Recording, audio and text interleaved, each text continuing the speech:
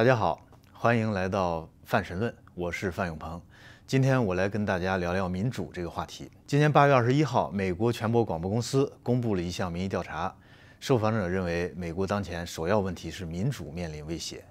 其中有74%的人认为他的国家正在朝着错误的方向前进，58%的人表示美国最好的岁月已经过去了。对于未来5年的情况，有36%的人认为会好转，有34%的人认为会恶化。从这个数据来看啊，首先美国人还是有一定的现实精神的，这种切肤之痛啊，已经让他们意识到美国出问题了。但是呢，也能看到美国人在思想上还是糊涂的，他们还是把这个面临的问题归因于民主，认为当前的问题是他们的民主不灵了。也就是说，美国人到今天还是天真的认为自己的制度是一种民主，认为往日的幸福时光是拜民主所赐。今天的困境是由于这种民主受威胁了。那么沿着这个推论下去，美国只要回到过去的民主，就能够往日重现。这说明美国人在他的统治阶级意识形态的洗脑之下，其实根本不理解什么才是真正的民主。然后他这种自诩民主以及对民主概念的错用滥用，让美国人既没有办法正确的认识世界，也没有办法认识自己。但是可悲的是，在美国这种民主话语的影响之下，今天世界上大多数人对民主问题仍然存在很多错误认知和思想混乱。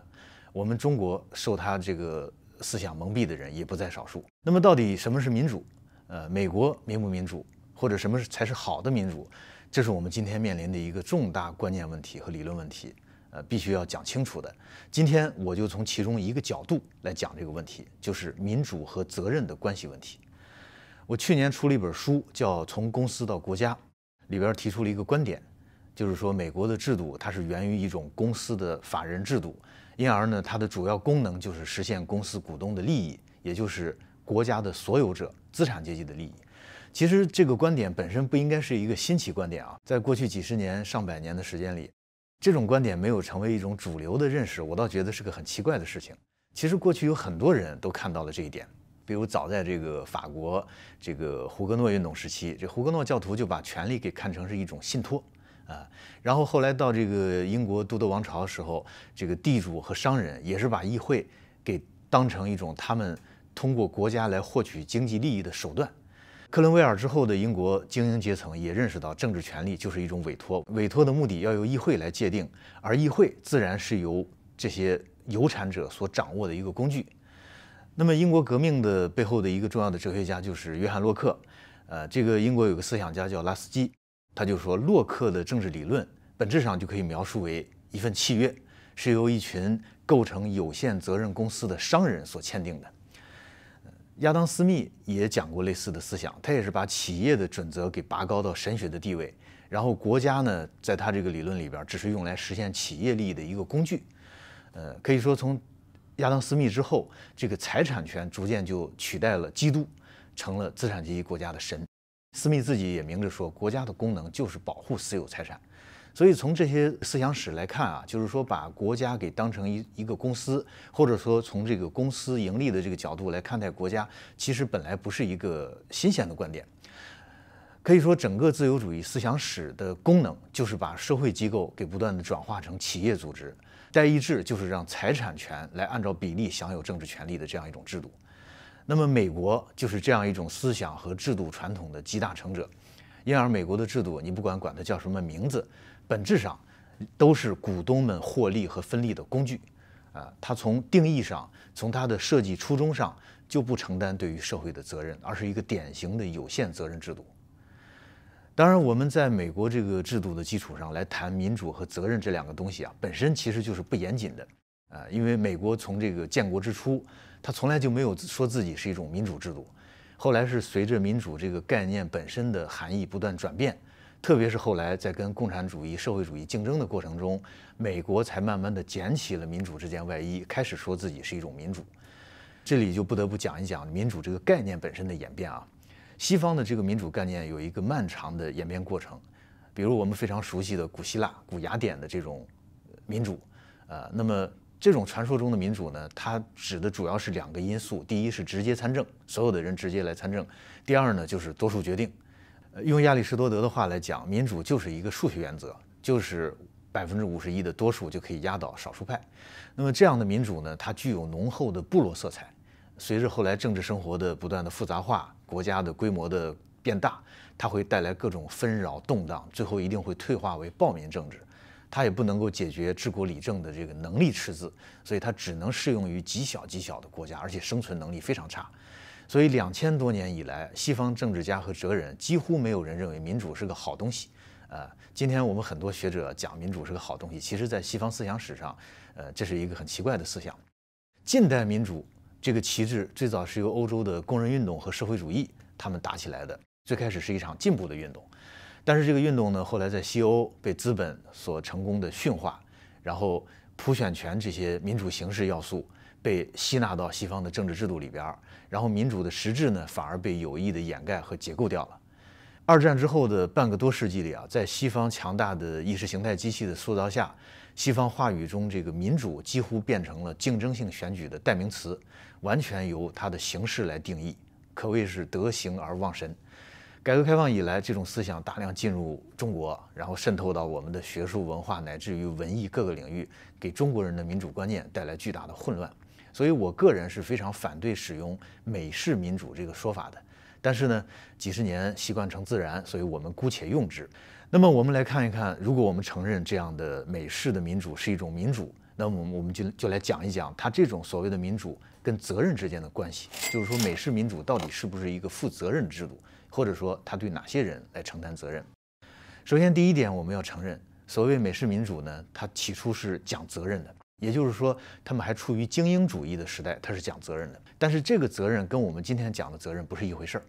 西方代议制从源头上，它就不是为了实现广大人民当家作主。从字面看，它是一种民主，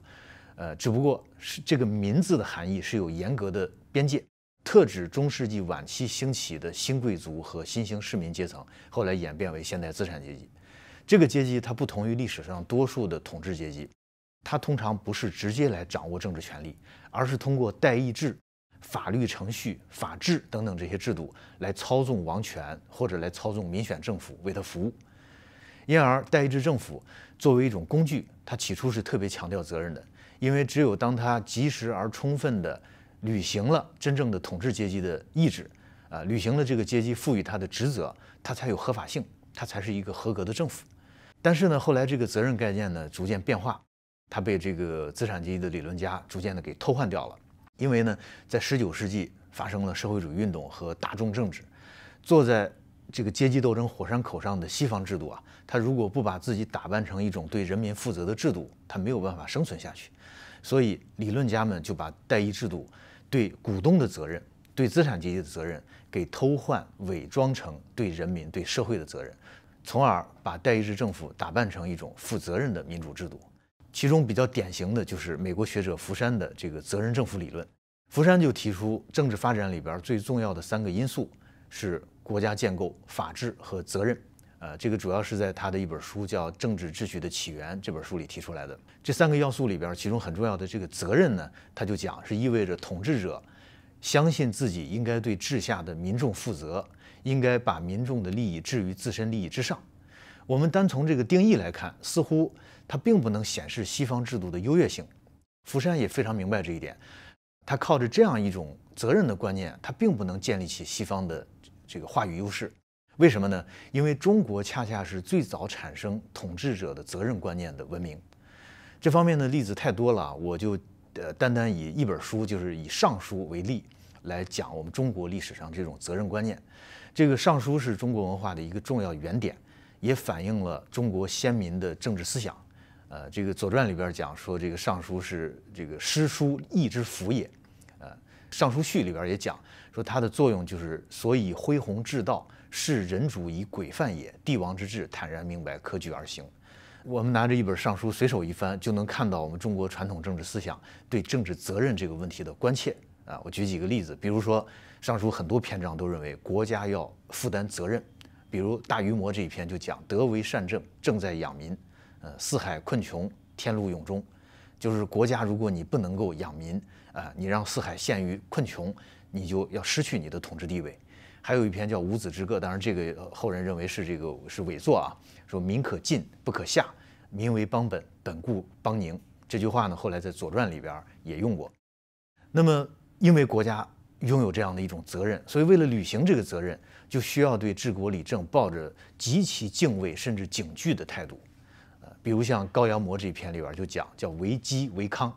什么意思？就是说要随时都要看到危机，你才能保持平安。还有一句叫吃天之命，为时为机。这个《尚书集传》对它的解释是叫为时者，无时而不戒斥也；为机者，无事而不戒斥也。也就是说，在时时处处都要保持这样一种战战兢兢的这种感觉。还有一篇叫《大禹谟》，里边讲后克奸绝后，臣克奸绝臣。也就是说，你作为一个君主，你只有知道了为政的艰难，你才是一个合格的君。那么你作为一个臣，也只有知道了这个为政的艰难，才是个合格的臣。还有一句叫可爱非君，可畏非民，众非元后何待？后非众，往于守邦。还有一句叫人心为微，道心为微，为精为一，允之厥中。这句话呢，后来宋儒把它抬得非常高，把它尊称为叫于庭16字，意思就是说人心为微，就是说人的思想是危险的这个因为人有各种各样的利益诉求，人组成一个社会是非常非常难的。那么道心为微呢，就是这个大道的内涵也是非常精微的，非常难做到的。那么只有体察和遵循这个大道的精神，才能够做到中庸不偏。那么在这个前提下，相应的就提出了出了问题，统治者要承担最大责任的这样一种思想。比如《盘庚篇》就讲邦之脏，为汝众；邦之不脏，为欲一人，有一法。也就是说，这个好的事情是大家的，那么出了问题是我一个人来承担。秦氏里边也有类似的话，叫邦之勿孽，曰由一人；邦之荣怀，亦上一人之庆。汤诰里也讲，尔有善，朕弗敢避；罪当朕功，弗敢自赦。就是说，大家有了功劳，那么我不敢去遮蔽；但是如果我有了错误，我也不敢来赦免自己的罪。后边他又讲了一句叫万方有罪，在于一人；欲一人有罪，无以尔万方。在《论语》里边，这个说法的表达就变成了朕公有罪，无以万方；万方有罪，罪在朕公。还有一句是百姓有过，在于一人。这种思想呢，确实在当时它是有这种维护这种阶级和部落部族的统治的这种色彩确实是有它的历史局限性。但是这种思想一直发展和演变，它其实是有很大的普遍性的，到今天仍然是我们政治思想中重要的组成部分。相反，我们看一看这个今天的西方国家呀，它这个历史很有意思。从罗马帝国之后的历史里边，几乎就没有产生我刚才讲的我们尚书里边这种责任观念。当然呢，它也有一些古老的宗教习惯和部落习俗，它也会要求他的国王或者部落首长，你要对臣民的福祉负责包括这个基督教会起了很多这方面的作用发生公共灾难。你要来负责的，而且统治者要承担责任，要受罚的。但这种观念呢，它在后来它走了一条不同的演进路线，它慢慢变成了一种契约观念，而没有像中国一样发展为一种政治责任观念。它是随着封建制度的发展，后来演变为一种封君和他的附庸之间的一种人身关系，一种双向契约。那么后来一直发展到近代，就是这种契约论。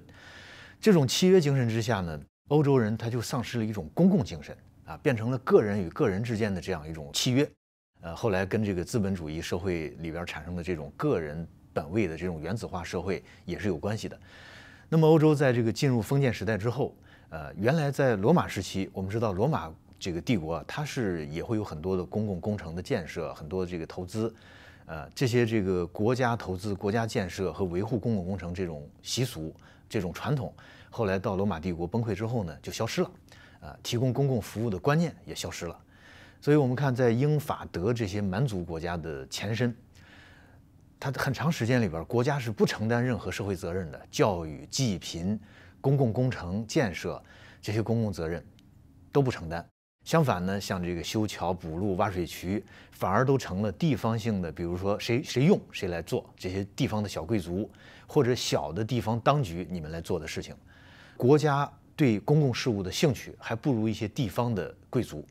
比如最典型的，像这个安茹公爵建造了这个卢瓦尔河的大堤，阿尔萨斯的菲律伯爵建造了几条运河，但是它就不像我们历史上有很多由国家政府出面修建的大规模的水利工程。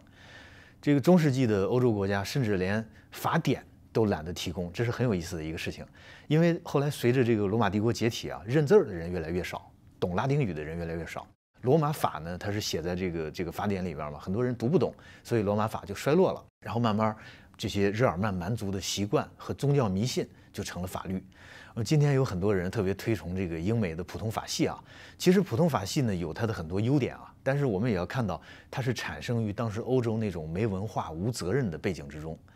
这个当时公共事业立法的倡导者几乎都是一些商业城市，因为只有在这种城市里边，它有这种资本主义、商品经济的萌芽，然后它有现实需求，需要去关注学校、医院和经济法规。所以整体上在这个欧洲的蛮族国家的范围内，一直到12世纪，他的统治者才再次产生了对公共事务的兴趣。到13世纪，国王和诸侯才开始介入，要稳定物价这些事情。那么我们中国国家在这些方面承担公共责任的传统，我们可以读24史里边，在所有有文字记载的历史里边，我们都是有的。但是在欧洲和我们非常不一样，比如在英国，一直到1601年才开始出台了第一部济贫法。德国是到了19世纪这个70、80年代才产生和完善这个社会保险法，本质上都是到了工业时代和资本主义时代才开始产生了这种国家的责任意识。那么缺乏政治责任和公共责任，很长时间里边都是西方的一个传统。这个传统呢，到今天依然有它的遗留。比如说新冠疫情，我们看到西方国家的政府，它就没有表现出对它的人民生命和利益的这样一种责任关切。很多方面我们是很难理解的，当然也有它的客观原因，比如西方政府它的这个国家能力本身，它做不到这样的事情。另外就是前不久有一个新闻，就是我们重庆的这个山火啊，这个政府、人民各个方面都一起努力把这个山火给扑灭了。很多网友就来比较这个加州的山火啦、澳大利亚的山火，其实背后一个很重要的因素就是我讲的这样一种政治责任。那么福山呢，他的这个责任理念啊，他讲的这句话，他恰恰佐证了这个西方的政治传统和中国这样的文明相比啊，其实并不是先进的。所以他自己编不圆这个问题，他只好进一步的给他加上约束条件。所以他首先他要贬低中国的这种责任传统啊。他有句话这么讲，他说就像中国的例子所表明的，责任制可以通过道德教育来实现，但这是不可靠的。真正的责任制只能通过法治程序来实现。而所谓程序呢，他讲就是允许社会公民因政府渎职无能或滥权而将之完全取代。那么到这个地方，我们来推演这个福山的理论啊，到这儿就是图穷而匕首现了。那么福山到这个地方就亮出了自己的结论：只有靠程序性的东西才能实现这种责任，而程序性责任的主要形式就是选举，然后最好的选举就是成年人普选的这样一种多党竞争性选举啊，这个大家都很熟悉了。福山的这样一套理论推演，实际上就是拿程序偷换了责任的这个概念，用一种形式来取代了一个实质。那么在他这个框架下，责任就不再是指向政府你能不能履行职责，能不能履行承诺，或者你履行承诺的质量，不再关注国家治理的结果，而仅仅成了一种形式上我们选民可以来替换政府的这样一个保障。那么在这个理论假设下，我只要有了多党竞争的普选程序，那么政府就一定是负责的。不管他这个理论有多么荒谬啊，这种理论呢，构建起了一套看起来非常自洽的逻辑，在过去30年、40年中，极大地影响了世界人民。到今天，我们说起民主，我可以说世界上多数人第一印象想到的就是西方那种乱哄哄的选战，也就是福山所讲的这样一种竞争性选举制度。其实我们做一个简单的比较啊，我们就可以看出来，在我们的民主看来，福山所讲的这个所谓的民主啊，它只涉及民主里边极小而且极有限的一部分内容，而且在我个人看来，他讲的甚至不是属于民主真正内涵的一部分内容。西方式的这种选举，用王绍光教授的话来讲，那不是民主，而是选主。相反呢，我们讲的民主就包含有很多具体的责任，有非常丰富的内涵。那么这个地方我先不展开讲，我先举一个例子，就像我们共产党讲的民主，其中有一个标准是看8个能否。哪8个能否呢？第一就是国家领导层能否依法有序更替，第二点呢是全体人民能否依法管理国家事务和社会事务，还有管理经济和文化事业啊。第三是人民群众能否通畅表达利益要求。第四是社会各方面能否有效参与国家政治生活。第五是国家决策能否实现科学化、民主化。第六是各方面人才能否通过公平竞争进入国家领导和管理体系。第7是执政党能否依照宪法法律规定实现对国家事务的领导。第8点是权力运用能否得到有效的制约和监督。我们拿这个西方的民主观念和我们这个8个能否来做一个对比，我们看到它有很多领域啊，有很多板块，西方的民主观念里边是没有的。所以这2种民主观可以说是霄壤之别。但是呢，比较遗憾的就是我们政治学界，可以说绝大多数人都在研究西方的这样一种民主理论。所以在我们政治学圈子里，前几年有一句话，就是说研究特朗普推特是学问，研究党的文献是宣传。这种观念在中国学术界十分普遍。我们看看西方随便一个名不见经传的学者，都有人寻章摘句、微言大义、穷经好手。然后我们的书店、图书馆里都是他的译著、全集、文库、专题研究，大学课堂上有专门的专题课。但是我们自己的历史文献、我们党的文献等等，在学术界却只有相关专业的小圈子才会有人来正经做研究。这说明我们的社会科学是严重脱离现实、脱离真问题，很大程度上变成了跟着西方理论跑的宗教神学。那么在这种氛围之下，我今天讲的这个问题就非常容易被人们忽略。就人们很容易忘了问一句：西方讲的这种所谓的民主，它真的等同于责任吗？事实上，西方的民主的理论大厦就是建立在一个虚幻的沙滩之上。这个选举民主带来责任制这样一个论断，实际上从来没有得到过充分的论证，包括事实上的论证和理论上的论证。在过去20多年，我读过至少几十本这个自由民主理论的书啊。目前为止，我觉得没有一本书能够说服我。相反，我们稍加考察，恰恰能发现西方民主制度是一种严重缺乏责任的制度。我从3个维度来给大家分析一下西方式民主制度的政治责任的缺位。第一个维度是时间维度，就是说在时间维度上，西方式民主是一个缺乏代际责任的制度。一个国家是这块土地上世世代代的人们的共同生活空间，不同时代的人民之间，它在血缘、文化、安全、技术、资源、环境、制度各个方面都有着或强或弱的关联。每一代人都是生活在前代创造出来的世界里，然后享受着前代留下的福利，同时也承受着前代留下的负担。那么每一代人呢，我们也都在塑造后代的生活的舞台，承担对后代的义务，同时也可能在透支后代的权利。所以一个相对稳定的负责任的制度，它一定要考虑到代际因素，能够穿越时间，实现过去、现在和未来不同代人之间权利和义务的大体平衡。然而西方政治学者在谈论政治制度的时候，基本上是不涉及时间维度的。除了极少数的学者，在他们的眼中，制度是一个静态的东西，不知有汉，无论魏晋。而西方式民主制度呢，更是超越时间。就像这个福山他的理论，它就成为了一个亘古不易的理想制度，所谓历史的终结。往远处说，我觉得可能跟这个西方文化本身也有关系。它这个西方文化本身就缺乏一种时间感和历史感。我们看看人类诸大文明里边，中国文明是时间感和信史传统最强的。我们几千年不间断的编年史几千年不间断的这个天文的记录、天文历法，可以互相印证、环环相扣。而除了中国文明，其他大多数文明它都缺乏这样一个从古到今的这样一个历史的传统。所以今天有很多文明这个比如像印度它如果离开了中国的历史记载，它可能都没有办法来重构自己的这个历史的叙事。那么从近的角度来讲呢，也是跟西方现代制度它本身具有的这个非历史、非时间性的特征有关。我就拿美国为例我们可以看看美国它的宪法、它的选举制度，还有它的多党竞争制度，它背后都是有一种非时间性的特征。首先，我们来看美国宪法。美国宪法的基础就是一种非时间性的契约。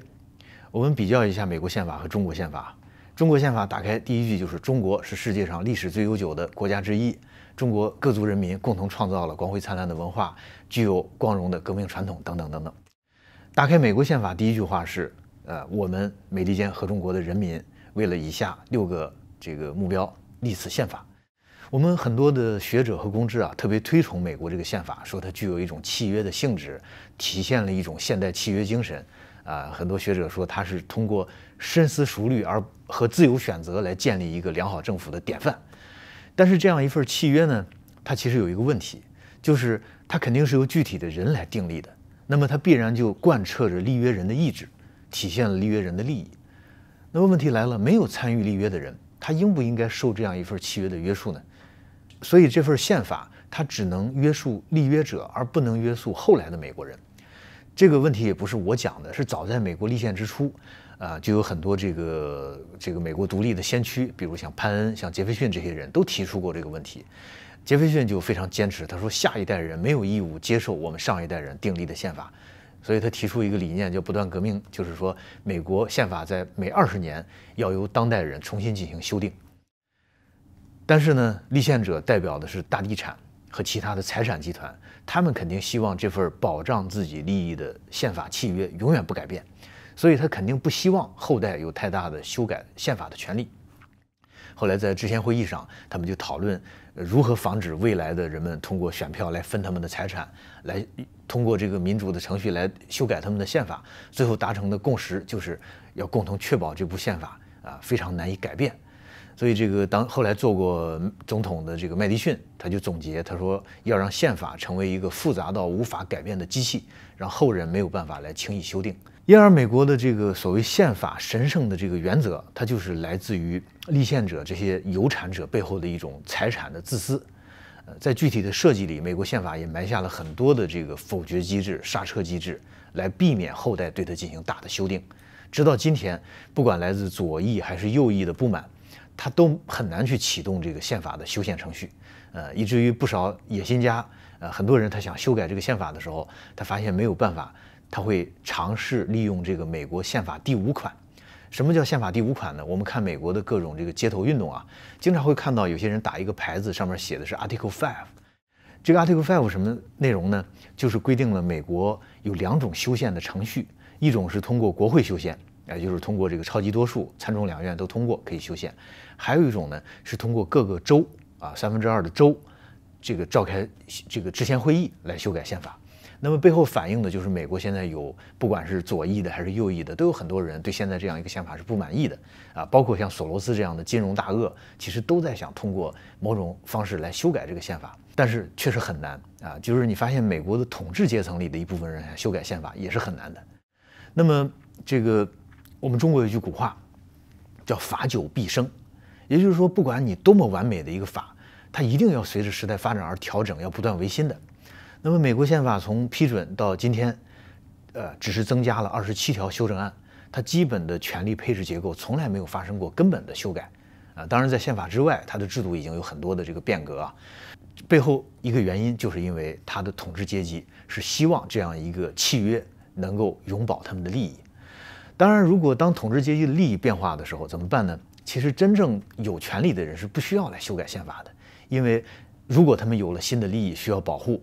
他们对宪法有了新的要求，他们也有一个办法是什么呢？正因为他们把这个宪法把它高高的供起来，它有了一种神圣性，所以呢，宪法的解释就成了一个巨大的权利。然后这项权利呢，被保留在美国的最高法院这9个大法官手里，而这9个大法官他不受任何民主程序的约束，他就可以心无旁骛的来服务于国家的股东的意志。所以从这个角度讲，美国的宪法本身是一个缺乏这种时间责任、历史责任的这样一个制度。第二，我们来看看美国的选举制度。这个选举制度本身也是一种即时性的授权。从时间角度来看，选举就是授予一个有效期非常短暂的权利只有4年或者5年，这个各个国家不一样其实这个时间的产生也是非常偶然的。在美国早期立宪的时候，有过各种意见，有的人说1年、2年、4年、10年，各种观点都有。后来是这个去掉一个最高分，去掉一个最低分大家达成了一个妥协，每4年大选一次非常偶然的。但是这个很短暂的被授权的政府，它却能够行使影响后代人民的巨大的权利，比如像发行货币、借债、投资、发动战争、开发资源、建设大型基础设施，它都会影响到往后多代人的利益。但是后代这些人呢，他在选举制度之下却没有选票，无法在决定他们命运的时候来发表意见。最典型的例子就是小布什他发动的2场战争，阿富汗和伊拉克战争，还有就是奥巴马政府在这个次贷危机里边慷慨救助大银行，直接导致美国的这个国债开始飙升。后来经过这个特朗普和拜登，现在美国国债已经超过30万亿那么这些事情的代价可能需要很多代人来承担，甚至比如像国债这样的事情，可能已经永远不可能还得上了。而且美国的这种金融霸权，它实际上也是以这种信用的扩张为基础的，它实际上是不可能还的啊。所以有很多事情可能永久性的影响美国后人的命运，但是却是由一个责任非常有限、这个有效期非常短暂的政府做出的，事后也没有任何办法来对它进行追责，下台就下台了。当然，美国采取这种制度呢，有它的历史原因，因为美国有一个特殊的因素，就是它产生于一个移民国家，所以在早期呢，它这个大多数时间里人口是处于不断的流动中，所以早期在基层政治里采取这种即时性授权的制度，它是有它的道理的。但是随着它国家历史的沉淀和定居人口的稳定，这个问题就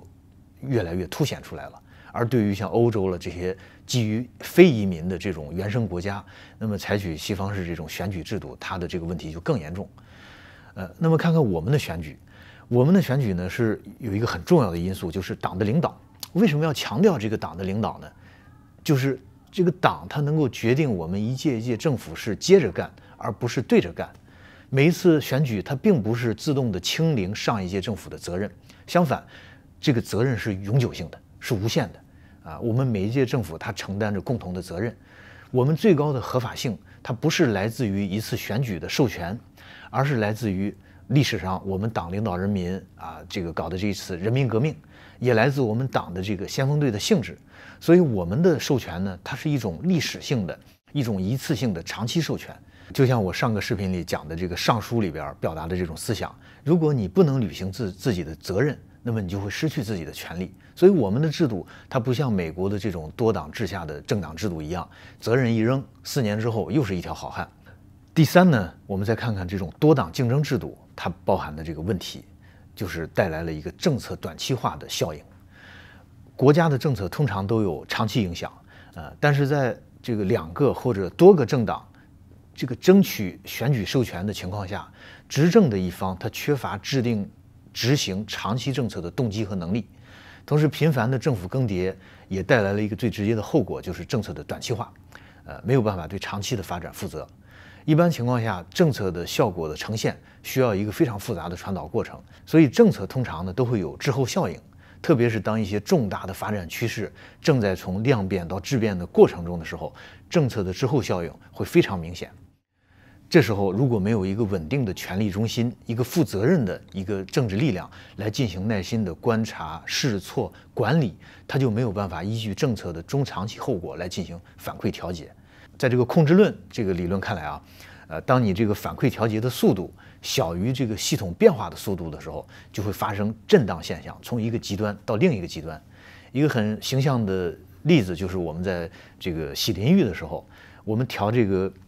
水温。如果觉得凉了，把它调热。实际上，在这个热水器这一端，它已经这个调节完了，但是反馈还没有跟得上。那么我们感觉到凉，就会不断的调热。等到热水来的时候，就已经非常热了，我们再会把它调凉，就会形成一种极端的震荡。这在政治生活里边一样会发生的。一旦出现这样的情况，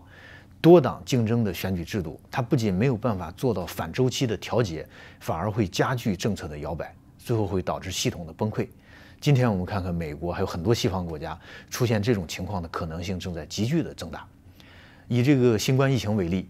我们看政府是着眼于长期目标还是短期目标，很大程度上就决定了是采取我们中国这种抗疫模式还是美国式的这种躺平模式。我们中国这个模式呢，在很多国家是没有办法采用的，因为除了这个文化、除了国家能力、经济实力，还有资源和技术这些因素之外，还有一条重要的因素，就是多数国家它采取的是大众选举多党制度，决定了它不可能采取长期的路线。而我们中国呢，就可以做到统筹发展，这个新冠疫情和我们的这个生命经济能够达到某种程度的平衡。当然，我们也需要不断的去改变、去优化。总体上我们做到了这个毛主席讲的叫存地失人，人地皆失，存人失地，人地皆存。这个8月26号，世界卫生组织新冠疫情应对技术主管这个科霍夫，他在这个世卫组织的社交媒体一个问答活动里边，一个直播活动里，他就说今年这个死了100万人，让人心碎。最近这个谭德赛也承认，这个大多数国家这个抗疫其实是失败了，包括美国的 CDC 的主任这个前主任福奇也认为美国的抗疫毫无疑问是一场失败。那么在这个问题上，我就又想到《尚书大禹谟》里边有一句话叫“王伪道以甘百姓之欲”，就是作为国家的治理者呀，你不能违反这个大道来获得百姓的赞誉。因为这个不管在疫情还是在很多政策问题上，其实迎合老百姓的这种呼声是非常容易的，但是最后谁来承担这样的责任呢？对吧？我们在网上看到，竟是很多网民、很多网友会说这个放开吧，说现在这种抗疫政策，这个经济的损失比较大。如果我们的政府是一种迎合百姓之欲的姿态，那么我们很容易走这样一条路。另外还有很多类似的例子，比如像欧洲的这种福利国家，它的财政问题，每一个政党上来之后都会承诺更多的福利，成本谁来承担呢？他不讲。然后这个不管是战争还是这个福利政策，最后付出的这个代价交给这个下一届政府我死后哪管洪水滔天。还有就是战争问题，在这个国际关系里边有一个很流行的理论叫民主和平论，这个国内有很多人研究这个民主和平论就是说，这种所谓的西方民主国家它不太容易打仗，其实这个是经不起这个现实的检验的那么实际上恰恰相反，这种多党竞争的这个选举制度的国家，它恰恰容易在战争问题上这个失控，就是因为这个各个政党它会争相迎合这种极端的言论、极端的观点，最后让国家一步一步的走向一个滑板效应。这种所谓纯粹的或极端的这种竞争，是一个非常可怕的政治效应。大家也可以接着这个开一个脑洞，如果说战争与和平的问题交给我们这个网友来决定，那么最后会得出什么样的结果这个大家可以想象。另外还有这个大麻合法化的问题，德国前不久宣布大麻合法化，这个舒尔茨在这个宣布的时候，他也讲大麻是会让人堕落其实所有头脑的人都知道这个东西是有害的，但是这个政治的逻辑就会驱动它必然走向这样一个大麻合法化的方向。上一次呢，我讲了时间维度，这次呢，我讲空间维度。从这个空间维度上讲，西方这种所谓民主它也是缺乏政治责任的一个制度，缺乏整体责任。我们讲政治制度这个空间和时间一样重要。可惜呢，西方政治学它在这个空间问题上，也是掩耳盗铃，很少去讲这个问题。比如空间维度里最重要的一个因素就是国家的规模，离开了规模谈制度，几乎就是耍流氓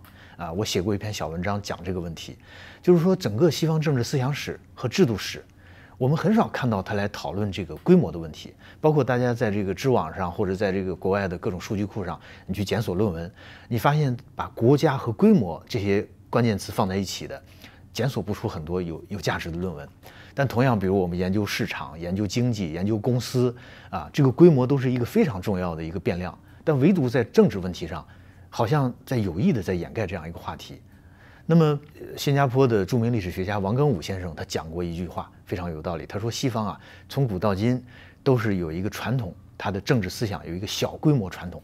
那么，我也提出过一个概念叫城邦眼界，就是西方从古到今它的政治哲学、它的政治思想，它关注的都是城邦层面的这个问题。从古希腊到今天，这个西方人的思想都很难跳出这样一种小规模的思维。我们看看西方现代的政治文献这个历史上的这个政治哲学都非常习惯于脱离这个地理空间的维度来谈抽象的制度。实际上，西方历史上这个规模是很重要的。比如最典型的代议制的产生，就是跟这个规模有很大的关系。比如英国早期就是因为地方的小贵族要到伦敦来开会，这个距离太远了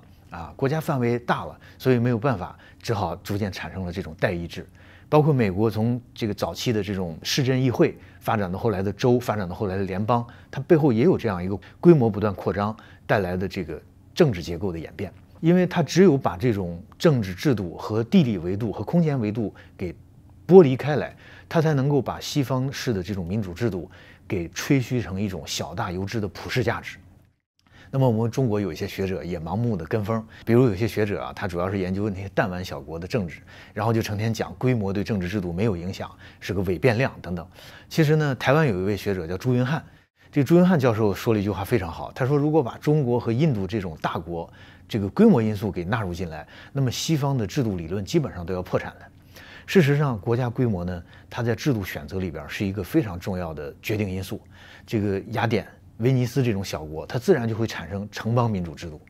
后来到罗马帝国、到阿拉伯这种大规模的帝国制度，它只能采取这种帝国制度。那么到了近代欧洲的民族国家，它肯定就适应于这种君主制度，后来就产生了这个包括专制君主和这个有限君主。那么美国这种联邦制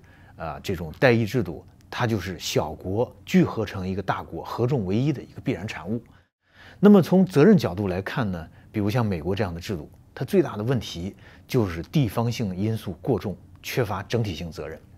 我们都知道，美国最开始是由13个州拼接起来的，它实际上就是13个独立的法人实体从英国独立出来，并且这个按照这个公司法的说法叫新设合并，成为一个更大的集体法人的过程。中央权力的产生，它最早就是源于各州的权力，也就是这13个国家把它的一部分权力向上让渡，所以它的联邦权力是有严格的限制的。它的这个联邦权力在宪法里边采取的一个原则是叫列举原则，就是说哪些权力给了联邦政府是列举出来的，没有列举的这些权力呢叫剩余权力，仍然是保留在各州的。那么这样一种结构就导致了很多问题，比如说一到了这个战争和危机期间，它就暴露出各州的利益如果这个凌驾于联邦整体利益之上，那么各州它就会产生这种离心效应。比如说在美国立宪之前，它有一个邦联时期那么邦联时期，我们就看到它各个州之间就大搞这个割据、贸易壁垒这个贸易战。这跟我们后来这个在新冠疫情里边看到美国各个州争抢资源、哄抬物价、抢口罩、抢呼吸机如出一辙。再比如就是1812年英美战争的时候，那么有一些州呢，它跟英国的贸易比较多，所以它就反对联邦政府跟英国开战，所以像纽约了什么很多州就通敌。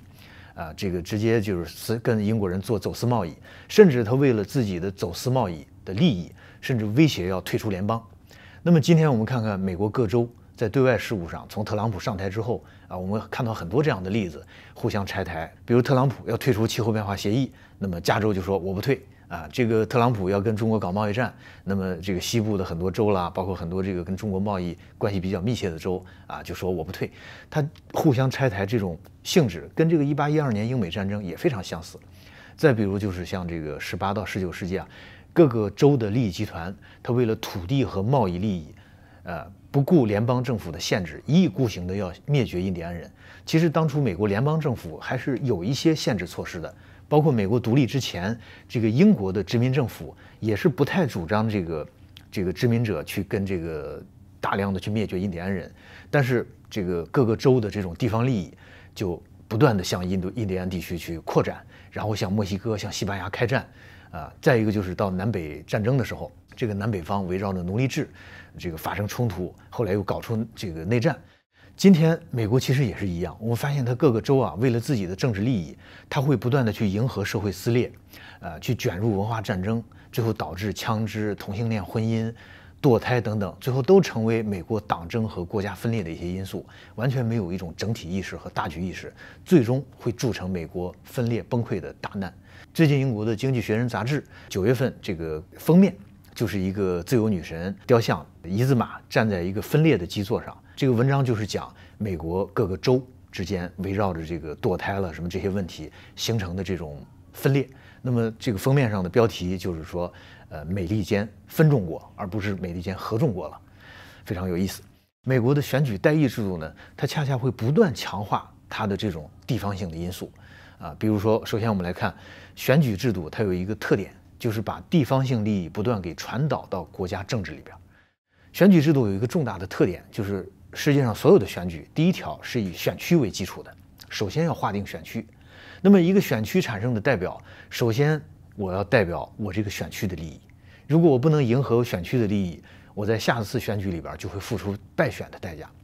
但是在一个个人主义的社会里边，那么我一个选区的选民天然是站在自身特殊利益的立场上，所以他选出的代表，他也不可能具有超然于地方性利益的整体观。最后呢，各级选举就是把这种地方利益一层一层的向上传导，最后输入到国家的政治生活之中。到最后，这个国家的立法和政策制定的过程，就是各种地方特殊利益博弈和妥协的一个过程。这一点上，我们看到美国的国会立法跟我们的人大立法，它背后的精神是完全不同的。比如我们的人大立法，我们是为了实现人民的整体的长远的根本利益面对解决一个问题的时候，我们是追求达到一个最优的解决方案。但是美国不是，美国国会比如参议院100张票，那么最后他是只要达到了足够的多数，我们这些选区、我们这些地方的利益、这些集团的利益能够达成共识，达成一个多数，就可以通过这样一个法律啊，这就是典型的这个票决制的特点。那么在美国这种各种地方利益冲突不严重的时候，它这个制度呢，基本上还可以维持不严重偏离国家的整体利益，但是也会带来很多问题，比如在日常立法和政策制定的过程中，就会出现这种地方利益的博弈和交易，会带来各种各样的低效、浪费以及各种这个荒唐现象。比如在美国国会里边有一个很著名的现象叫猪肉桶法案，就是说，大家围绕着这个一个法案，为了拉选票，这个各个选区的这个选民、这个代表之间可以进行交易。还有就是，比如像美国会出现一种现象，比如我要设一个海军的项目，但是最后我迫不得已我要在内陆州来设工厂啊，从任何角度来讲都是弊大于利，但是它是一个交易的结果。那么美国这种政治一旦发生了严重的国内利益冲突，它的国家政治生活就会发生显著的分裂，特别容易体现为立法机关里边，就国会里边的极化现象。在这种制度之下，如果我们再叠加上两党竞争和它这种赢家通吃型的投票制度啊，它还会导致地方性的不断自我强化，包括产生这个重划选区这类政治腐败现象。这个重划选区呢，这里我不介绍了，大家可以上网查一查，这个叫 gerrymandering， 可以通过这个划这个选区的这个操纵这种手段，可以确保自己不断的胜选，甚至即使在自己处于少数的时候，也能够得到这个多数票。那么我们中国怎么来解决这个问题呢？很多朋友会问，我们中国也是搞选举制度，对吧？怎么克服这种潜在的地方性？怎么来保证我们地方选出的代表能够成为全国的人大代表呢？这是一个非常好的问题。过去我们这个学术界呢谈的也不是特别充分。我个人这个观点啊，我觉得首先我们的这个人大代表产生啊，首先是以选区为基础的，但是呢，我们采取两种这个代表的产生的基本方式，一种是直接，一种是间接。比如县以下是由选区来直接产生，然后地市以上的人大是由下一级人大来选举产生。这种间接选举的方式，它可以一定程度上克服掉这种地方性的问题。其次呢，我们还有一些不是按选区选出来的代表，比如说解放军啊，他这个全国人大代表就是由军队选出；还有像这个香港、澳门特别行政区啊，它是由这个港澳的居民，这个居民里边的中国公民来依法选出；还有台湾省的这个人大代表，它是由在祖国大陆的台湾省级同胞啊这个协商选出的。那么像人民解放军和武警部队这样的这个代表，他的代表人数也不是按照人口数来分配，而是由全国人大常委会和地方各级人大常委会来决定。同时呢，我们还有法律对比如少数民族聚居地区的这个每一位代表所代表的人口数啊做出规定，人口特别少的民族至少要有代表1人。还有就是各政党、各人民团体也可以联合或者单独来推荐这个代表候选人。那么代表10人以上也可以联名来推荐一个代表候选人。此外呢，我们还有一个重要的制度，就是政治协商制度。这个政协里边我们有这样一个词叫界别，这个界别代表，从1949年我们第1届这个政协的全体会议，当时就有地域代表和界别代表。后来到1954年呢，第1次这个全国人大，这个区域代表和军队代表呢就去参加人大，不再参加政协了。此后呢，政协它的组成就确定为党派、团体、界别和特邀4个方面。那么其中这个界别代表呢，它就可以代表一些特定领域、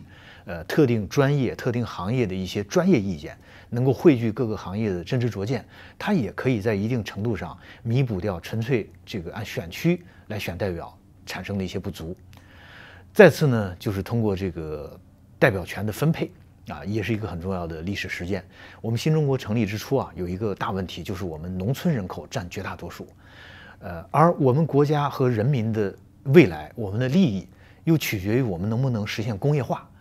这个工业化、城市化是代表了未来的发展方向。所以我们当时这个选举法呢，就规定了一个1%条款。1953年的这个选举法就规定，这个乡村人口是按每80万人选一个代表。城市呢，按每10万人选一个代表，这就是1%条款。这个后来到1995年，这个选举法改成1/4条款。到2010年，第6次全国人口普查，发现我们城乡人口比例基本持平，后来就不再搞这个条款了。那么2010年选举法就不再有城乡人大代表名额的比例规定。这种做法呢，表面看起来不平等啊，对吧？城乡人口这个代表的票数不一样。邓小平同志在1953年，他在这个选举法草案的一个说明里边，他就指出了这一点。他说我们这么做是为了什么？他说这个在选举上不同比例的这个规定啊，从某些方面来看呢，它是不完全平等的。但是只有这样规定，才能够真实的反映我们的现实生活，才能够让全国各民族各阶层在各级人民代表大会里边都有和其地位相当的代表。那么目的就是为了实现我们的工业化、我们的城市化，来服务于我们全国人民整体的一个根本利益。然后随着我们的政治、经济、文化的发展，等我们过渡到更为平等和完全平等的这个选举这一天，我们就解决了这个问题。最后呢，也是最重要的一点，是我们的选举呢，我们有一条就是党的领导。这个党的领导能够确保全国人大在讨论的时候可以时刻遵循着国家的大局，使地方性的职业性的代表团能够超越地方主义或者小团体主义，进而成为全国人民的一个代表。好，那么讲完了我们中国的这个选举制度，我们再来看一看这种美国的这种政治多元主义的开放性政体，它在这个整体性责任方面带来的一些问题。它会带来一个特殊的问题。美国制度的一个重要特征就是政治多元主义，各种社会利益表面上看可以在这个政治平台上公平竞争，都可以影响政策。你任何人有这个诉求都可以提出来，从这个选举、政治现金、国会游说，到这个智库、企业、议题集团等等这些 NGO 都可以发挥政治影响。各种特殊利益集团呢，都能够广泛而深入地介入到这个政治过程之中，在立法和政策里得到体现。那么过去我们学术界受这个西方政治理论和话术的影响啊，很多人都认为这种开放政体、这种政治多元主义的政体是先进的，是民主的，但是没有能够认识到这种制度的弊端。我们今天政治学圈这个没有跳出这种思维的也大有人在。其实呢，这种开放性的这种多元主义的政体啊，它其实有很多问题。比如说，它倾向于让腐败行为不断的合法化，比如像游说、像政治现金，这是一个天然的结果。再一个呢，就是它容易让政治过程服务于经济权利和政治权利之间的交易。那么其实还有一个最主要的弊端，就是它危害到国家的整体性责任。任何一种规则和制度啊，它都绝不是中性的。比如说，你定了一套游戏规则，那么强者和精英是天然更擅长充分利用这个规则来为自己谋利的。所以任何一种制度和法律，如果不加干预，运行多少年之后，它的后果一定会形成马太效应。所以作为全社会的代表，国家应该发挥什么作用呢？应该居于一个超然的、不偏不倚的地位，来做到这个天地不仁啊，能够做到这个公平公正的这样一个调节者。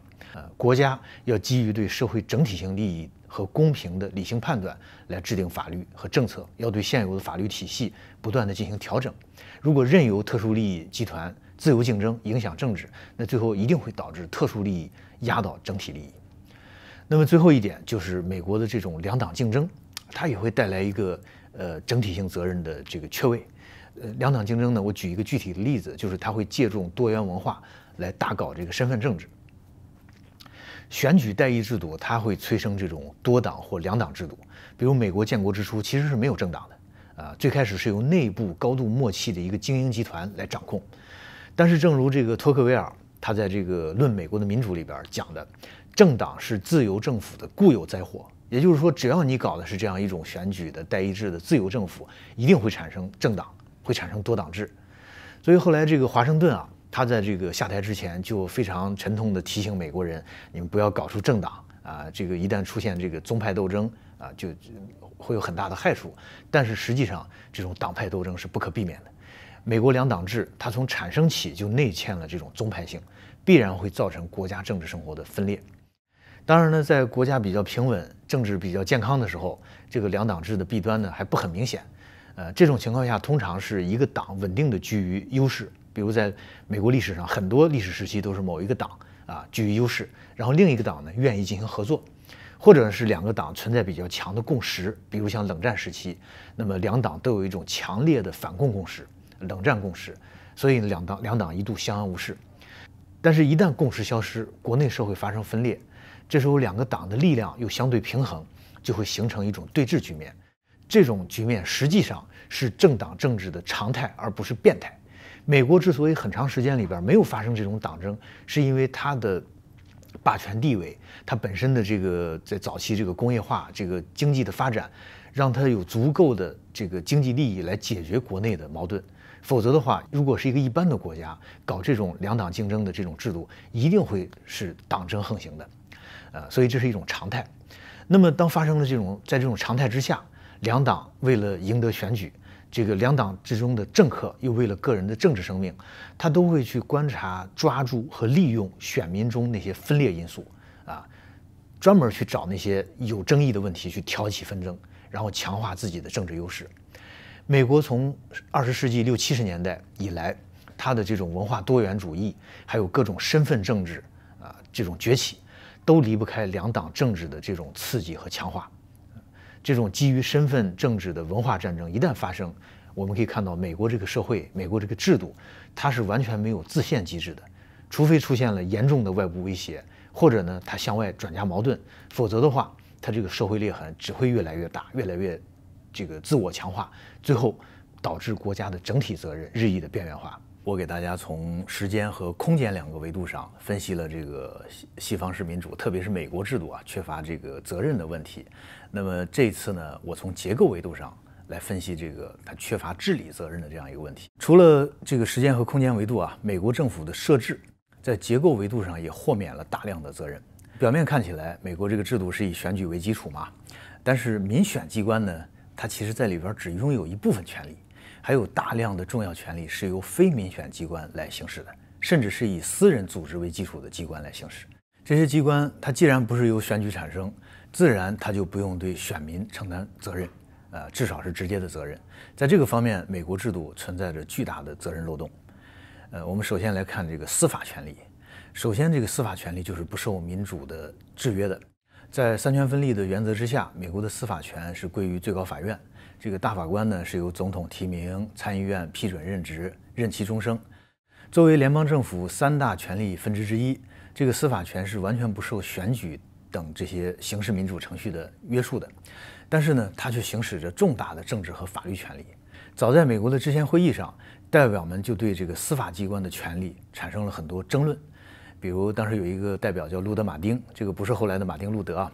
他就认为法官，你凭什么以专业知识为理由而拥有高于立法机关的权利？他就认为司法部门会利用权力来反对人民拥护的法律，这是另一种形式的专断。实际上随着后来历史的发展，他这个担心很大程度上成了一个事实。从美国立宪之初，最高法院就逐渐获得了对国会立法进行宪法审查的权利。其中最著名的学法律的同学都知道，一个叫马伯里诉麦迪逊的案。通过这个案子，最高法院不仅获得了美国政治中的最高权力——宪法的解释权，而且实际上也拥有了部分的立法权。当时的总统杰斐逊对这个判决就很不满意，他写了一篇批评文章，就说以法官为最高仲裁者是十分危险的。解释宪法的法官可以实施寡头独裁，因为法官也是人，他对党派、对权力、对自身特权，他的偏好也无异于常人，更何况他们还是终身任职，而且不用对选民负责。杰斐逊认为法官终身制是严重违反共和主义的，他更重视立法机关的作用，认为如果法律要有一个终极的仲裁者，应该是美国人民。他建议国会或者2/3的州有权来召集人民的代表来决定国会和法院哪个更权威。另外，在美国政治生活中，后来也逐渐产生了一种行政事务法律化的倾向，这个也导致了司法权在很多方面可以僭越到行政权的范围之内。法官取代行政官员来决定重大的行政事务，这个现象在20世纪以来十分普遍，甚至会导致行政机关本身的律师化。那么如此重要的一个法律权利、政治权利，最后却以某种中立和专业的名义游离于任何民主程序的监督之外，不用对选民来承担任何直接的责任。第二个制度就是联储制度。美国建国之后就没有中央银行，一个原因呢就是美国它是联邦制，各地的地方性利益考虑高于整体利益。他们这样想也是有道理的，因为联邦政府它也不是一个全国普遍利益的代表者。比如像纽约、费城这些地方的地产和金融集团，他们是美国独立建国的主要推动者，所以他们也希望通过联邦政府来控制各地，所以这个矛盾就比较突出。因此，在建国后第一任财政部长汉密尔顿，他就一直要建立中央银行，然后各个州强烈抵制。到1791年，国会终于批准在费城成立了美国第一银行，但是只给他20年的经营时间。这个第一银行它是一个股份公司，而且它的这个70%的股东都是来自欧洲的银行家。它不仅发行货币，还从事这个息储放贷业务来盈利，所以它跟各州的这些地方银行一直有利益冲突。到1811年到期之后，有一场争论，然后最后呢，国会没有通过它的这个续期的法案，最后就关门了。到后来又有了一个第二银行，1816年到1836年，也是20年。此后70年，美国就没有中央银行，然后私人银行和金融市场野蛮生长。一方面呢，不断爆发金融危机；另一方面，政府遇到金融危机也只能靠私人银行家才能够来应对。那么就带来了很多问题。首先，银行家们造成的危机，最后还要由银行家来解决，这本身就是一个死结。其次呢，中西部的农场主、小商人，他们对银行家是深恶痛绝，就导致他们的代表在国会里边也不可能同意建立这个中央银行。后来就是受到这个欧洲央行制度的启发，在这个威尔逊总统时期就建立了美联储制度，就是由12家地区银行组成一个联储系统，然后在联邦设立一个联储局。这个制度很巧妙啊，它第一是利用全国各地都有地区银行的这个表象，掩盖了纽约银行家实际控制的这个真相。第二呢，联储的总部是放在华盛顿，表面上看也避开了这个真正的金融之都纽约。第三，由总统来任命地区银行的董事，也就逃避了宪法规定的这个国会掌握货币权力的这样一个条款。最后呢，美联储的委员也是由总统提名，参议院批准。他的任期最多是14年，就是一个任期7年，最多能连任1次。当然，如果遇到特殊情况，比如这个前主席沃伦，他这个特殊情况还能够更长，这个18年，所以他仅次于最高法院的这个终身任期。这也让联储可以规避国会和选举的监督与控制。1913年，美联储成立，这个纯私人机构就堂而皇之地掌控了美国的货币权力。那么，美国很多理论呢，就标榜着美联储的这种政治独立性。表面上，它让美联储独立于行政权和司法权的控制，但实际上，它却不可能免于华尔街的影响。美国一直在宣扬一个神话，就是说联储是由私人银行组成，但是不受私人银行控制。实际上，这怎么可能啊？被人控制，怎么可能不受人影响？我们不少中国知识分子也确实是傻得可以，才会相信这样一种说法。总之呢，这个美国的民选政府，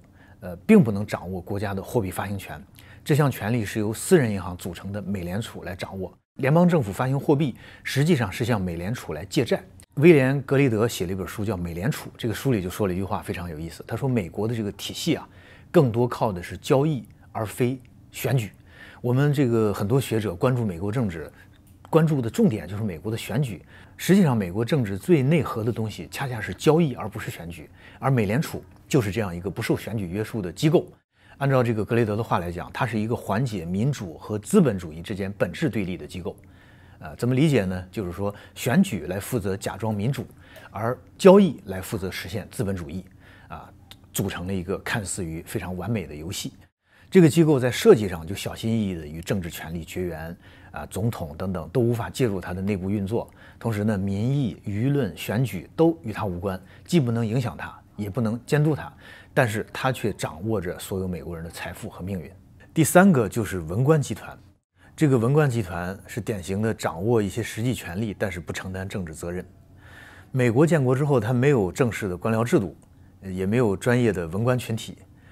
我们中国人这个都熟悉一个词叫官本位啊。我们从这个秦汉之后，就是这个有官僚制度的这样一个文明。那么实际上，我们这个文明是非常发达的。这个类似的官僚制度，在其他文明大体上都是到18、19世纪，特别是19世纪中叶之后才这个产生和发展起来的。那么美国就是其中一个典型的例子。它在建国之后呢，这个没有这样一个官僚机构，所以它国家管理的模式是一种政治分赃制，就是每次选举之后，由获胜的政党政客、他的私人护从或者政党的职业党棍来掌握国家权力，来占有这些政治职位。所以它腐败不堪。后来到1883年之后，美国终于有了职业文官制度，逐渐这个文官群体承担起了具体的一些统治职能。这个群体它有个特点，就是它完全处于选举式民主程序之外的，它在这个光环之外，暗中掌握着实际的权利，而且往往呢是中低级的文官掌握很多实际权利。所以在很多领域，我们可以看到美国是有这个处长治国的现象的，比如像在外交领域，对吧？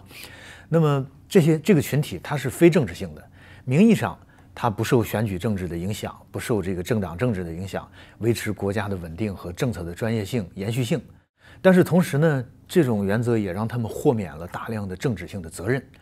结果他们就跟大企业、大银行、各种利益集团、议题集团就保持着密切的关系，维护着一个圈子，这个圈子里边人员、金钱、信息密切流动，就是形成了华盛顿特区这个环线道路内的一个沼泽地。然后纯粹民选的政客呢，对他们来讲反而是圈外人，这个就叫铁打的营盘流水的兵嘛。他们是铁打的营盘，那些民选政客反而是流水的官儿。然后这些政客在聚光灯之下表演，然后官僚集团则在黑暗里边来这个操纵很多事情，形成所谓的深层国家。所以特朗普总统当时就骂这个 deep state。那么上面我讲了3个这个方面，就是说在法律、货币和国家行政权力这3个非常核心的权力领域里边，我们发现权力都是掌握在处于民主程序之外的机构手中。这些机构严格来讲都是非政治性的，因而呢，他们不用承担对社会、对人民的任何政治责任，也不承担对国家的治理责任。但是呢，这个掌握着很大的政治权力。那么这也是美国政治缺乏责任的一个重要的方面。这3期视频呢，这个我们总结起来看，就从时间、空间和结构3个维度，美国式的这种所谓民主制度啊，它并不是真正的民主，它也不承担对人民的责任。这个新冠疫情以来，我们对这种制度不负责任的这一面应该已经看得很清楚了。政府空谈自由，然后处处去保护私有财产和公司利益，保护股市，却对这个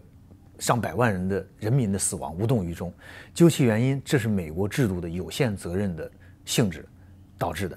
从美国制度的形成和发展历程来看，这是一个高度类似于有限公司的制度。它制度的初心就是服务于国家的所有者的权利和利益。那么，英国思想家拉斯基说过一句话，他说：“代议制就是让财产权来分享政治权利的制度。”因而，这种制度在政治上，它自然也秉承着有限责任的原则。另外，像美国的3权分立，它最大的一个效用，也就是让责任无处可寻。英国哲学家密尔说过一句话，他说：“当任何人都不知道谁应该负责的时候，就等于谁都不负责任。”那么，美国联邦政府的这种有限性，很大程度上就是对他责任的豁免。那么，问题回到这个开头，什么才是一个好的民主呢？那么这次我就给大家讲一讲好民主需要有哪些特征。我大概讲4个方面。第一方面就是好民主一定要能够代表多数，代表整体。说起民主，人们的第一印象往往都是少数服从多数，没有错。这个代表多数是民主的一个首要含义。一切以这个制约多数为目的的制度设计，不管你是好是坏，是强是弱，首先你不是一个民主制度。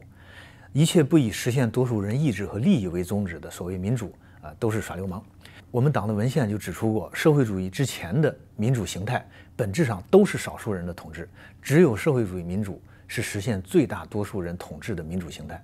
这句话我们怎么来理解呢？我们首先来看看西方历史上形形色色的民主，比如古雅典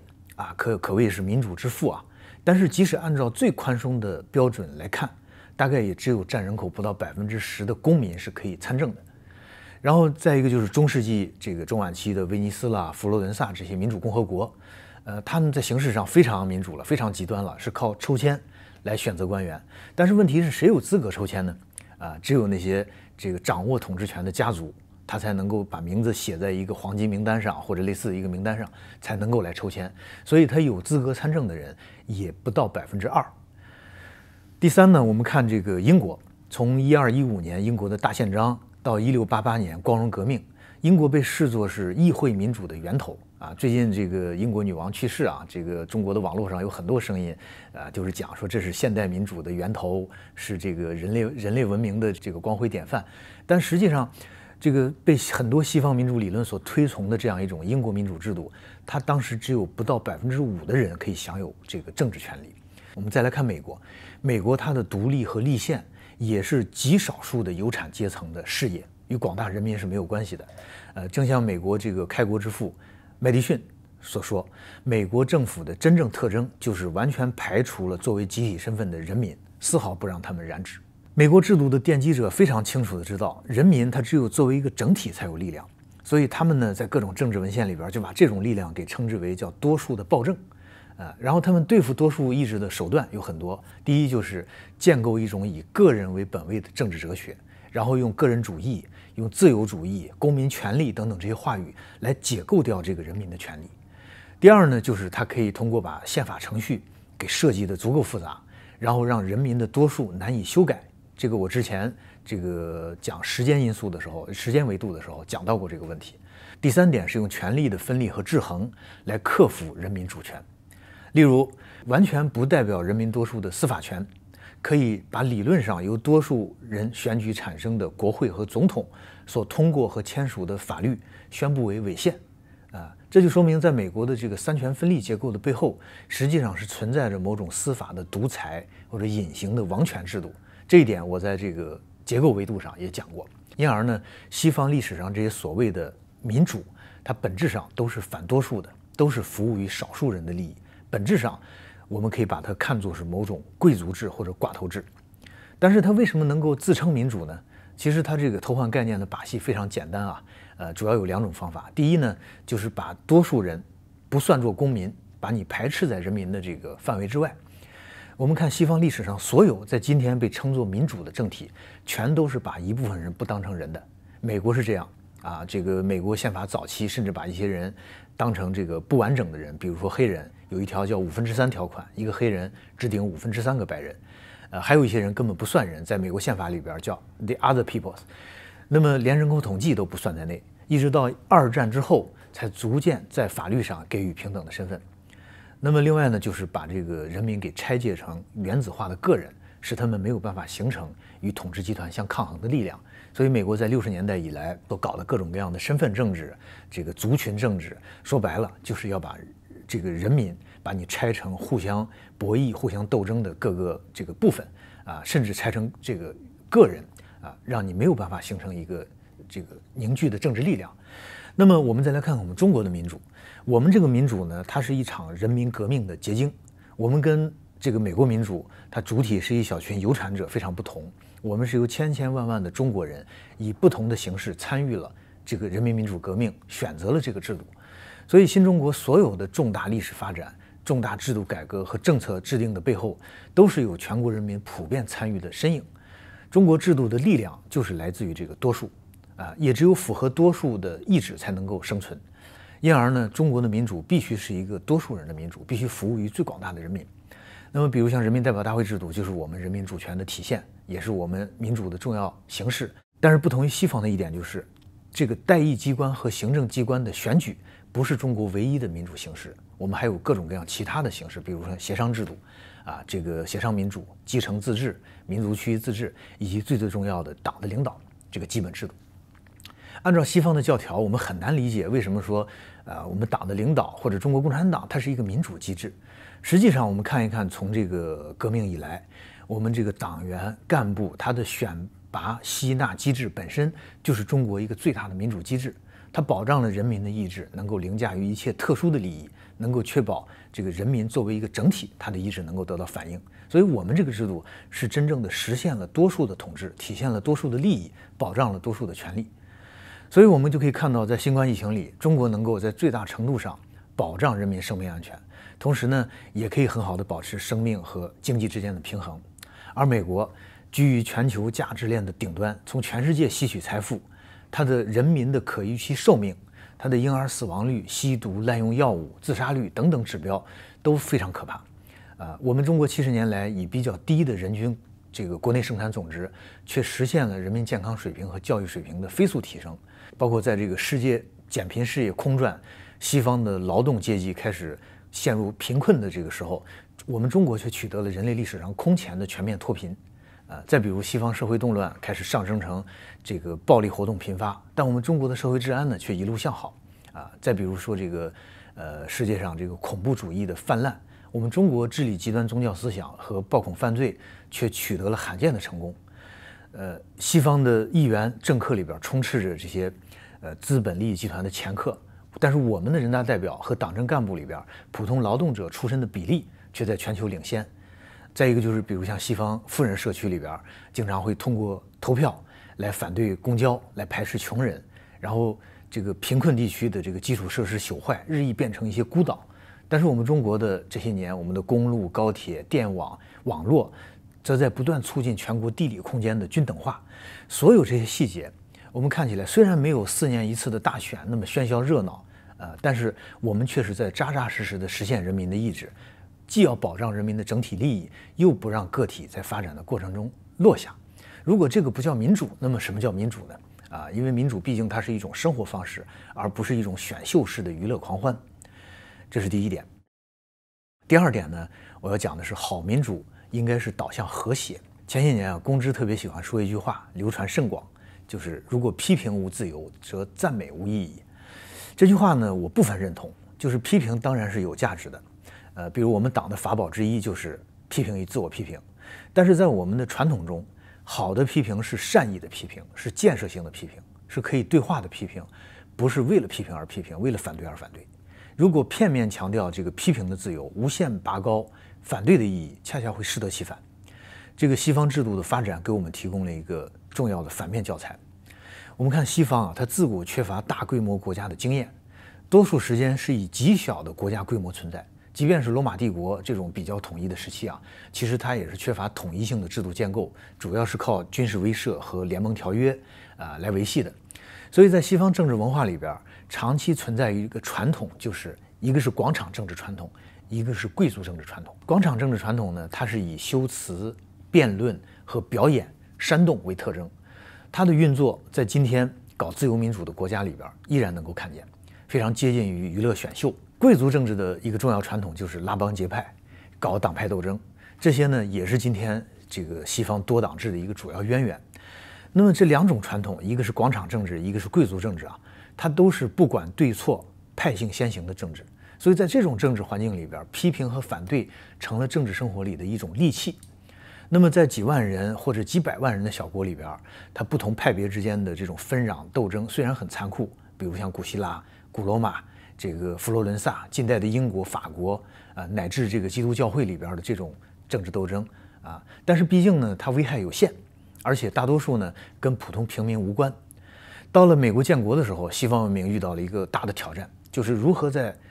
这个大规模的基础上建立一个国家，建立一个制度。他们是没有这种政治传统的，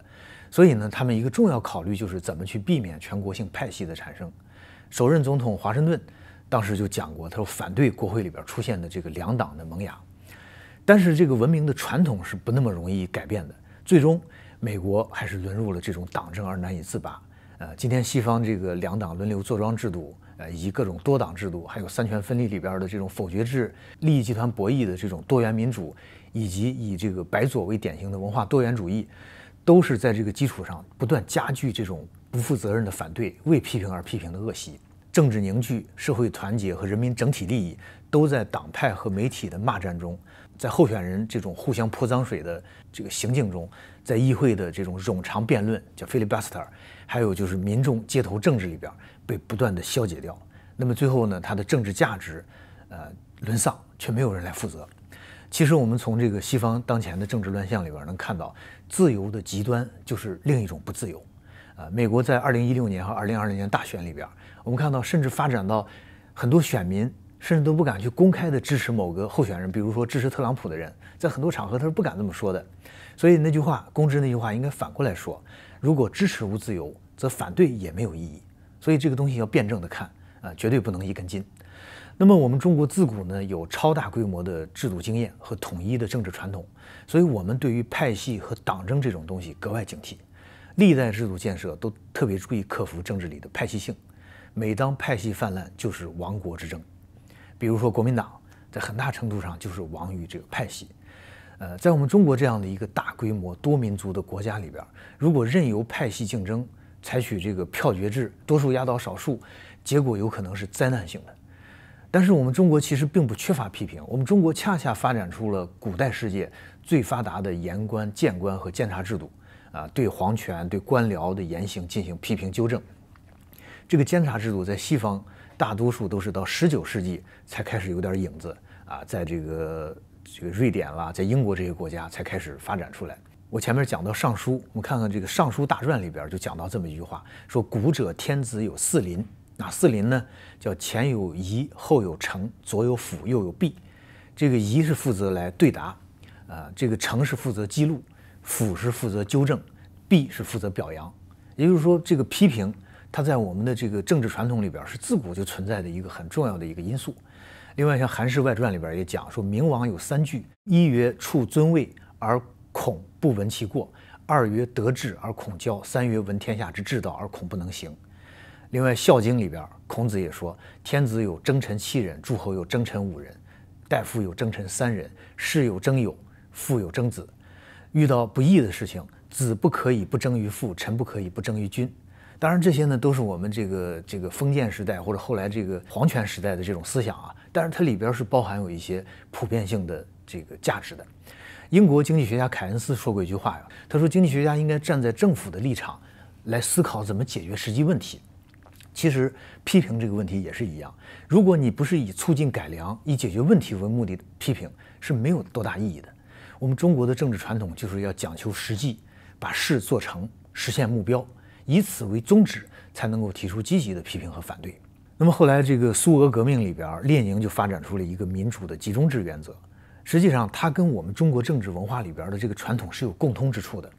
我们在吸收古今中外的政治智慧的基础上，所以我们今天的党和国家制度是以民主集中制为基本原则。我们不是把这个民主和集中给对立起来把民主和反对来等同起来，而是追求民主与集中的统一。这个集中它不是一句空话，也不能去生硬的要求。集中的实现是要求在政治生活的任何领域都要坚持群众路线，这个立法和决策的任何环节都要坚持充分的协商，让意见和诉求来充分表达，兼顾整体和个体利益的基础上实现集中。所以集中的实现是非常难的，是对政治智慧和技巧的考验。这方面说实话，我们做的远远不能算是尽善尽美，我们还是有很多群众不满意的情况。但是我们中国的政治领域也是开放的无论是在干部任免里的这种民主评议，还是我们这个5年发展规划的这个草案的这种酝酿协商，还有我们重大立法里的调研、调查和听证，还有我们政府决策的科学化、民主化，都是我们生活中经常见到的一个景象。而这些东西呢，在西方的政治生活里边是很少看到的他们可能更多关注的就是4年1度的选举。打个比方，西方的政治就像一个简约版，把民主这个东西给简化为选举。而我们中国的政治是专业版，是把民主给体现在各种细微之处。我记得曾经看过一个媒体采访我们一位这个全国人大代表，就问外国媒体就问说，你为什么不投反对票你们是不是橡皮图章？我们这位代表回答得很好，他说我们投票前已经经过了那么多轮的调研、协商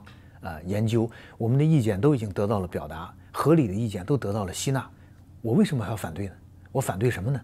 这句话就说出了我们这种民主政治的真谛。民主是为了达到好的结果，而不是为了反来反去最后受损的是人民和国家的发展。所以好的民主呢，恰恰不是乱哄哄的党争选举，而是和谐生动的一种政治生态。第3点呢，我要讲的是好民主应该是引人向上。一个好的民主它要求政治能够反映人民的意志和利益。问题呢，人性天生是有局限的，个人利益、群体利益和社会整体利益往往会有冲突，短期利益和长远利益也会有矛盾。退一步讲，人的理性和能力也是有限的。普通人以及咱们这些普通人所组成的群体，有时候你真的未必能知道什么符合自己的真正利益。西方人特别爱讲这个民意，这个 public opinion。问题是，民众的意见往往它并不能反映他的真实意愿和利益。比如说一个典型的例子，就是英国脱欧，老百姓还没搞清楚情况，就被这个忽悠着就投了票。然后西方的选举政治里边也是不断在上演这种先投票再后悔这种老戏码。这个西方政府和政党，它出于选举的需要，也会不断的迎合民意，开出各种空头支票你一说增加福利，肯定大家都欢呼；你一说要加税，大家肯定都反对。所以它就是让民众来望梅止渴，反而无心无力去解决真正的问题。在这个西方政治中，大家看看过去这些年，西方哪个党他会讲这个领导这个词啊，可能也就特朗普有点这个色彩啊。领导这个词几乎成了政治不正确或者政治自杀，选民会说凭什么你来领导我，对吧？所以没有任何候选人敢说我要领导人民去干什么。从西方的政治观念来看，以追求个人利益为目标的理性选民，我凭什么接受政客的领导？这背后它其实不是对民意的真正尊重，而是一种迎合。所有自由民主的国家都推崇这种个人主义的政治哲学，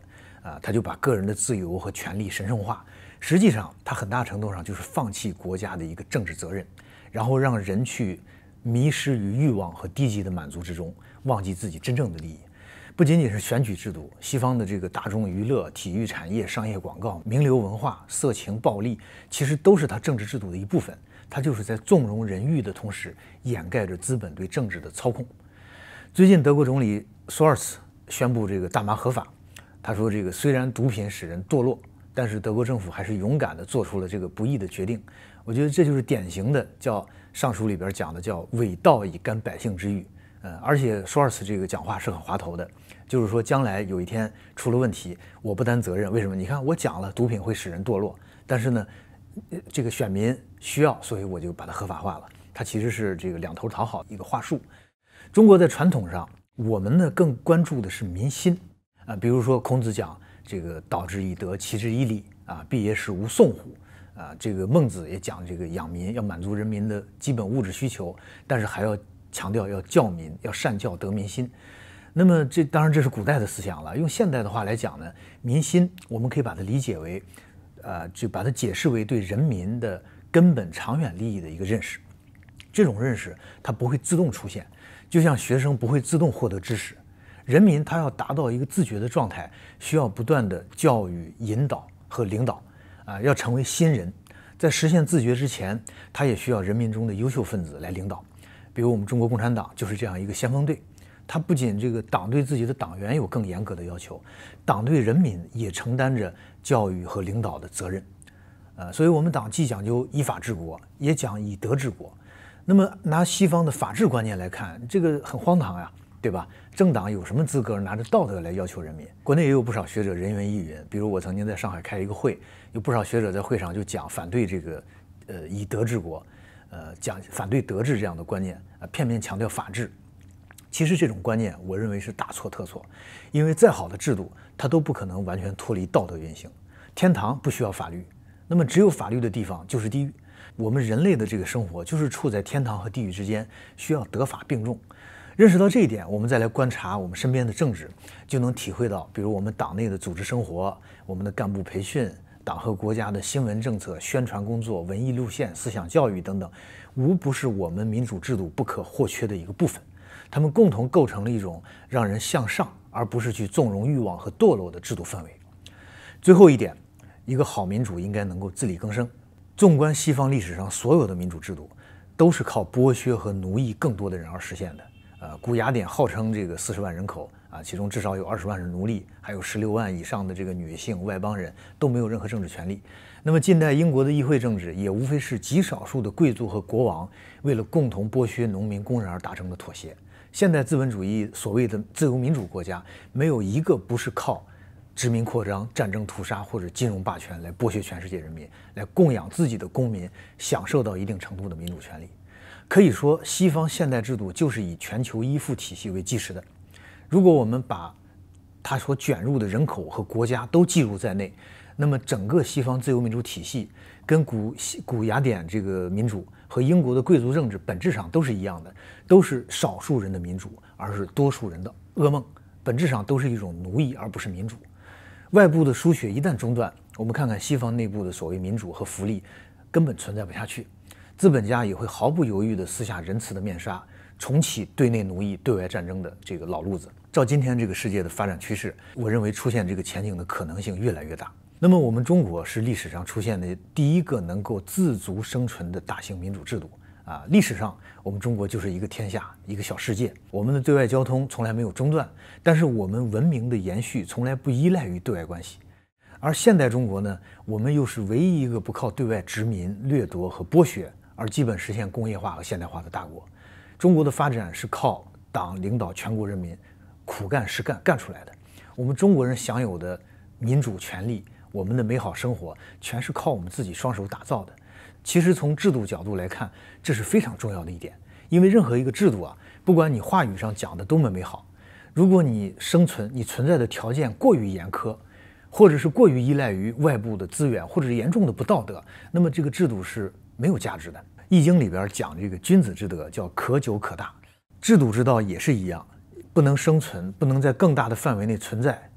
不能保持长期的稳定，你肯定不是一个好制度。但是如果一个制度你的扩张和稳定是以不义为基础，那么你更是一个罪恶的制度。因而当我们思考人类未来好制度的时候，我们一定要考虑到一个制度的生存条件。我们新中国70年所探索的这个民主制度，虽然仍然在改革完善啊，我们还有很多问题要解决啊，但毫无疑问，我觉得已经证明了它的巨大优越性。作为中国民主理念的一个合理外延，中国长期在世界上也在呼吁国际关系的民主化，呼吁这个和平共处5项原则。我们近年更提出了人类命运共同体的理念，所以我们内外的逻辑是一致的，志在追求一个更公平、更合理、更民主的一个世界秩序。所以中国的民主不仅自身可以自力更生，而且会导向世界的民主化，不会出现对内民主、对外霸权的这种道德双标和逻辑矛盾。我认为这是中国民主优于西方民主的又一个重要特征。好，谢谢大家。